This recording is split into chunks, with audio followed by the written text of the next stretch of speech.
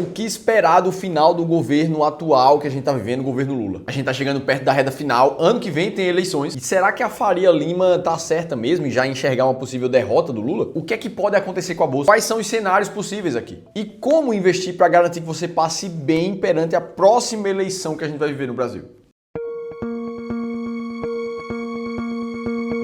Boa, beleza. A primeira coisa que a gente vai fazer aqui então é entender como é que está o contexto até o momento atual. Afinal de contas, alguns highlights relevantes marcaram esse governo desde o início, janeiro de 2023. E a grande maioria deles tem a ver com o balanço fiscal, o controle das contas públicas. Se a gente for olhar em termos de dados, a gente falou disso aqui no canal recentemente, o déficit nominal do Brasil somado em 12 meses, chegou em patamares mais altos do que até a pandemia, com o governo atual do Lula. Lembrando que o déficit nominal é aquele que considera as entradas, arrecadações do governo, menos as despesas do governo e mais os juros da dívida também entram nessa conta. Mas a gente consegue olhar também para o resultado primário, que considera somente entradas e saídas do governo sem botar na conta os juros da dívida. Nesse cenário, o Brasil também estava em déficit muito forte durante 2024 inteiro e agora, pela primeira vez, começou a apresentar um pouco mais de superávit. O grande problema é que isso está acontecendo num cenário não onde o Brasil controlou custos, mas pelo contrário, a gente aumentou demais as receitas por causa dos impostos criados nos últimos anos. Se a gente for ver uma métrica que mostra isso, a arrecadação bateu o recorde de 1,2 tri de janeiro a maio de 2025. Como mostra esse dado aqui, esse é o maior valor nos últimos 30 anos, para o período de quase o primeiro semestre do ano. Além disso, existem novas tentativas constantes de continuar aumentando essa arrecadação. A gente viu o setor imobiliário recentemente, a gente falou isso aqui no canal também, colocando novos impostos sobre o aluguel, o IOF, que entre entradas e saídas ainda aumentou 38% do que se pagou anteriormente somente em junho. E para completar, a nossa dívida federal também aumentou. Recentemente a gente atingiu o patamar de 76% da dívida bruta sobre o PIB, o que só não é maior do que o período no pico da pandemia. Beleza, essas são as contas gerais do governo. Se a gente for olhar para as empresas estatais federais que a gente tem no país, elas também acumulam um déficit de quase 3,5 bi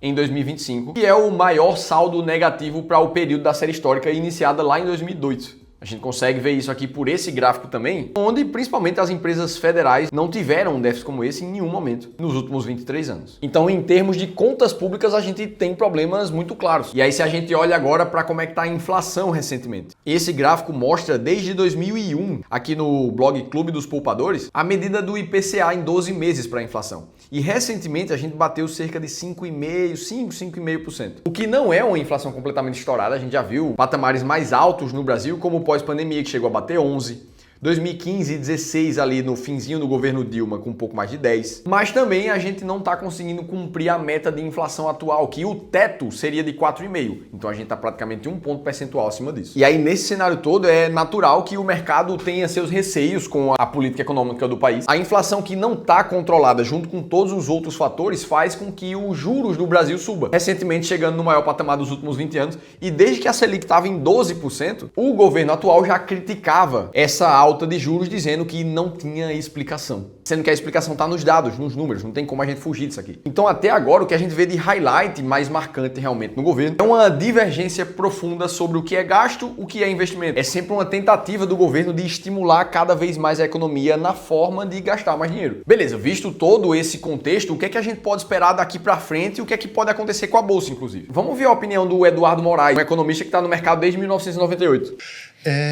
Vai piorar. O presidente está com uma popularidade muito baixa, o que é uma anomalia. São 4 anos de crescimento do PIB acima do esperado. Inflação é um problema, cara, para os padrões do Brasil. Coloca desemprego na mínima história, máxima salarial na máxima histórica. Como é que esse cara está com tanta popularidade tão baixa? Benefícios sociais. Benefícios sociais no máximo histórico. Como é que esse cara está com uma popularidade tão baixa? Ou seja, então o Eduardo aqui acha que vai piorar o governo daqui para frente. E comenta da popularidade que está realmente num dos piores patamares da história. 53% dos brasileiros desaprovam o governo atual. Mas a provocação dele faz sentido. Os índices econômicos que a gente vê que realmente afetam as pessoas, desemprego, a medida de inflação, não estão tão ruins assim. Porque é então que a popularidade está tão baixa. E aí eu vou fazer um paralelo aqui sobre o que o Eduardo está falando e vou trazer a minha visão para isso. Primeiro de tudo é que a inflação que a gente vê medida pelo IPCA nem sempre é o que chega no bolso de todo todos os brasileiros. E no momento em que a classe baixa, a classe média e a classe alta sentem uma inflação muito forte no país, independente do que está sendo mostrado no IPCA, é natural que isso traga descontentamento e um olhar de forma mais negativa para as políticas econômicas atuais. Como quem diz, isso aí que está sendo feito não dá certo. Um outro ponto, principalmente no mercado financeiro, que traz essa popularidade para baixo, também pelo que eu tenho visto, é a grande diferença do que foi o Lula lá no primeiro e segundo governo e o que é o Lula no terceiro governo. Ele se demonstrou um cara muito mais combativo e menos receptivo a ideias diferentes. E é natural, de novo, que isso polarize a população e chegue a aumentar um pouco mais a desaprovação dele. Mas vamos continuar ouvindo o que é que o Eduardo fala aqui. Para quem tem um martelo na mão, todo problema é prego. Você vai lá e dá, aumentou muito a percentual de evangélicos com a visão mais conservadora. Isso afeta a popularidade. O que você faz para estimular a economia? Tem um problema, percepção de violência. O que você faz para estimular a economia? Você só faz isso. É a única receita que eles conseguem fazer. Então, nesse contexto, eu não vejo outra situação, cara. Vamos continuar estimulando a economia. É ano eleitoral. Ou seja, segundo o Eduardo, aqui essa tentativa de continuar estimulando a economia, ou seja, gastando cada vez mais, deve continuar seguindo. Deixando só um print aqui de quem é o Eduardo Moraes, CFA, diretor de investimentos, que está no mercado há quase 30 anos. E se a gente para pensar no racional do que ele fala, faz sentido. É muito natural que qualquer governo não queira entrar num ano de eleição com a popularidade baixa. Então, no momento que a gente vê a rejeição aumentando, como a gente está vivendo agora, é natural que as tentativas de estímulo econômicos comecem a tentar puxar essa popularidade para cima novamente. E aí aqui a gente está falando de mais auxílio, de mais gasto, de mais investimento, fazendo assim uma bola de neve nisso tudo, já que mais gastos vai descontrolar ainda mais o controle fiscal, o que tende a pressionar a curva de juros e, naturalmente, uma economia mais aquecida, a inflação também fica mais difícil de controlar. E esse tipo de postura de estimular a economia já no ano de eleição independe de quem está no governo. No final do governo Bolsonaro, perto da eleição, a tentativa de estímulo econômico foi muito parecida. Então, daqui para frente, no final do governo Lula, não daria para esperar nada diferente disso. E aí é por essas e outras que a Faria Lima já está contando com a derrota aqui do governo atual. E aí vamos fazer a mesma coisa de novo? Me conta aqui, vamos fazer a nossa pesquisa. O que é que você acha que vai acontecer com o governo daqui pra frente? Será que o governo Lula vai ser reeleito? Se não vai, me conta vocês também. Porque no final do dia, vamos ser bem sinceros e agora vamos passar pra nossa cabeça de investidor, que eu venho falando com vocês há um tempo. É importante a gente encontrar narrativas políticas, entender o que é que tá acontecendo com o nosso país pra tomar decisão de voto e desenhar a nossa opinião. Agora, quando passa pra investimentos, mercado financeiro, o que é que toda a literatura fala? Você não pode jamais se apegar à política na hora de investir. Muito menos a políticos. No final do dia, não tem a ver se quem vai ganhar a eleição é o Lula, é o Haddad, é a Janja, ou se do outro lado é a Michelle, é o Bolsonaro, ou é o Tarcísio. O que o mercado financeiro e os investimentos vão estar sempre olhando é qual é a política econômica que está em xeque. E o que o mercado quer nesse momento é mais controle fiscal, independente de onde venha. Se a gente controla melhor as contas públicas, os juros tendem a ficar mais controlados e volta a tentar cair de novo. A gente quer mais controle de custos, a gente quer mais segurança jurídica, que as regras do Brasil não fiquem mudando de uma hora para outra. Exemplos claros de medidas que poderiam fazer isso acontecer seria a desvinculação do salário mínimo do INSS, por exemplo, ou uma nova reforma da Previdência. E muito provavelmente isso não vai acontecer nesse governo atual. Tá, Felipe, mas o que é que pode acontecer com a economia caso o governo atual se mantenha ou caso seja outra pessoa que entre no governo? De novo, o que importa é mudar a política econômica. Se vier uma outra pessoa e não mudar absolutamente nada, nada se resolve. Mas vamos falar aqui o que é que pode acontecer caso a política econômica continue ou caso ela mude. E, inclusive, se você está na dúvida nesse momento, quer saber como investir melhor, independente do que aconteça com a economia, tudo considerando o teu perfil de investidor, os teus objetivos atuais, o teu momento de vida, aí eu preciso te convidar para participar de uma sessão de consultoria gratuita conosco aqui do Clube do Valor. A gente está há quase 10 anos investindo de forma 100% fundamentada no mercado financeiro, sem depender de narrativa política, muito menos de prever o futuro. Para você participar é muito simples, faz a leitura desse QR Code que está aparecendo aqui na tela, ou clica no primeiro link da descrição do vídeo. Ah, beleza, mas aí o que é que pode acontecer? Caso a política econômica que a gente está vivendo agora continue, o que é que a gente veria num cenário onde nada vai melhorar em nenhum momento do mundo? Ora, segundo o próprio IFI, a Instituição Fiscal Independente, a gente teria uma dívida acima de 100% do PIB, pelo menos num cenário até 2030. Isso aqui já seria muito ruim, já que os juros da dívida ia subir pra caramba, ou seja, mais gasto para a balança fiscal. E na visão aqui da reportagem, só uma reforma fiscal poderia evitar o agravamento da crise. E aí, se a gente vê a dívida aumentando, logo o gasto aumentando mais, é natural a gente veria a Selic acompanhar isso tudo. E aí a gente sairia de 15 para 17, para 20. Ou seja, é preciso olhar para uma reforma fiscal de todo jeito. E aí, quando se fala do resultado primário, também segundo o IFI, a meta de 2025 deve ser cumprida, mas para 2026 o quadro é mais difícil. O governo vai ter que dar um jeito ali para atingir a margem de meta de superávit primário de 0,25%.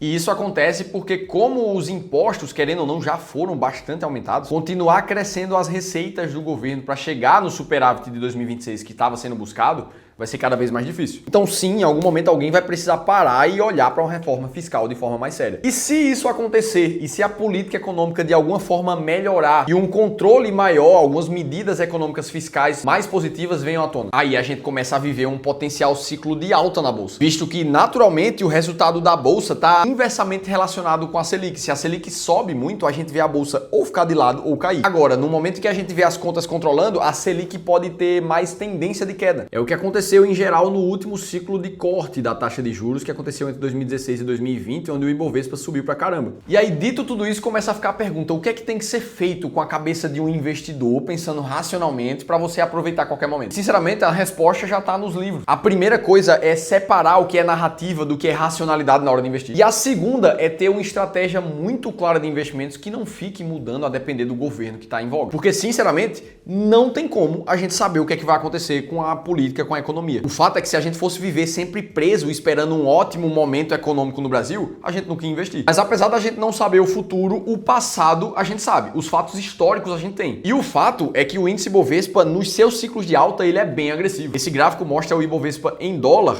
E por vários momentos a gente viu o Ibov multiplicar por 20 vezes, por 16, por 24, por 18 vezes o capital investido. Imagina o teu capital aí em ações e multiplica ele agora por 20 vezes. Quanto é que iria dar? Isso aqui é uma baita rentabilidade ou não é? Além disso, o Brasil, independente de qual era a figura política que estava à frente do nosso país, o nosso principal índice de ações teve só uma direção, que é para cima nas últimas décadas. Se a gente for olhar para os Estados Unidos, no mesmo conceito, imagina uma pessoa que decidiu investir o dinheiro dela só quando um dos partidos estivesse no governo, ou de direita ou de esquerda. Essas pessoas teriam tido uma rentabilidade muito ruim nos últimos 70 anos, por quanto que uma pessoa que investiu basicamente o tempo inteiro, independente da política que estava acontecendo, teve uma performance muito, mas muito maior do que os outros dois. E quer saber quem ganha ainda mais dinheiro? Quem investe com base em uma estratégia comprovada, que consegue bater até mesmo o mercado na hora que as altas vêm. Basta a gente olhar o último ciclo de alta da bolsa mesmo, entre 2016 e 2020, o Ibovespa teve uma rentabilidade muito boa, mas uma boa estratégia de ações rendeu ainda mais no mesmo período. Se a gente for falar de números, no período de 4 anos, enquanto a estratégia das ações mais baratas, que a gente criou há quase 10 anos aqui no clube, teve uma performance de 317%, enquanto o Ibovespa subiu 160%. Então eu sei que se você olha só para a narrativa política nesse momento, no momento presente você tem mais coisa ruim do que boa para ver. E eu sei também que boa parte dos investidores que estão me assistindo nesse momento nunca nem presenciaram um ciclo de alta na bolsa. Afinal de contas, o último acabou mais ou menos em 2019. Mas a coisa mais importante nesse momento é a gente se apegar aos fundamentos dos investimentos e não na narrativa que está acontecendo. Não deixe que a narrativa política deixe você preso nos seus investimentos sem saber a estratégia correta para acelerar o teu crescimento patrimonial. Afinal de contas, o Brasil nunca deixou de ser hostil na política. Inclusive, pensando em te ajudar com base em estratégias realmente comprovadas, a gente aqui do clube criou uma aula especial chamada Rumo ao Primeiro Milhão, que tem um objetivo muito claro de pegar todo mundo que já passou dos 100, 200 mil reais e acelerar a jornada até o primeiro 1 milhão de reais. Tudo com base em estratégias fundamentadas no mercado. Para você participar é extremamente simples. Essa aula vai acontecer de forma gratuita no dia 31 de julho, às 19 horas no canal do Clube do Valor. Vai ser ministrada pelo meu sócio e fundador do clube, o Ramiro Gomes Ferreira. E para você se inscrever, é só clicar no segundo link aqui da descrição do vídeo, corre, porque vai acontecer nos próximos dias. E para que você continue assistindo os vídeos aqui do canal, eu vou deixar um outro conteúdo bem similar a esse, eu vou estar te esperando no próximo vídeo.